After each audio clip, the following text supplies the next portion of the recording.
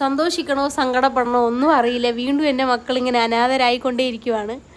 കാര്യം രാവിലെ ആൻറ്റി വിളിച്ചു പറഞ്ഞു, മോളെ ഒരു കുഞ്ഞിനെയും കൂടി അഡോപ്റ്റ് ചെയ്യാൻ വേണ്ടി ഒരാൾ വരുന്നുണ്ടെന്ന് പറഞ്ഞു. വളരെ സന്തോഷമായി. കാര്യം ഇനി ഒരാളും മാത്രമല്ലേ ഉള്ളൂ എന്ന് വിചാരിച്ചിരിക്കുകയായിരുന്നു. അപ്പോൾ സങ്കടമുണ്ട്. എന്ന് വെച്ചാൽ ഞാൻ കൂടുതൽ അടുത്തുകൊണ്ടിരിക്കുകയാണ്. അപ്പോൾ എനിക്ക് ഇനിയും അടുക്കുവാണെങ്കിൽ എനിക്ക് വിടാൻ ഭയങ്കര പ്രയാസമാണ്. അപ്പോൾ ഞാൻ വിചാരിച്ചു ഒരു വേഗം തന്നെ പൊയ്ക്കോട്ടെ എന്ന് വിചാരിച്ചിരിക്കുകയായിരുന്നു.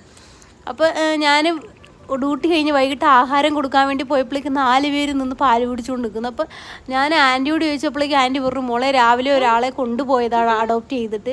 പക്ഷെ അവിടെ പോയിട്ട് അവർ കൊടുക്കുന്ന ആഹാരമൊന്നും കഴിക്കുന്നില്ല. പിന്നെ പാല് കുടിച്ചുകൊണ്ടിരുന്ന ആളെ കൊണ്ടുവന്നു എന്ന് പറഞ്ഞ് അവരെ വീട്ടിലുള്ളവർ വഴക്ക് പറഞ്ഞു എന്ന് പറഞ്ഞിട്ട് അവനെ കൊണ്ട് തിരികെ വിട്ടേച്ച് പോയെന്ന്. വളരെ സങ്കടം തോന്നി.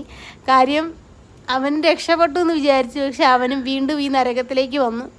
എന്ത് ചെയ്യാനാ? അവൻ്റെ വിധി അല്ലാണ്ട് വീണ്ടും അനാഥയെ പോലെ ഉണ്ട്. ആരെങ്കിലും ഒരു നല്ല മനസ്സുള്ളവർ വരുമെന്ന് പ്രാർത്ഥന.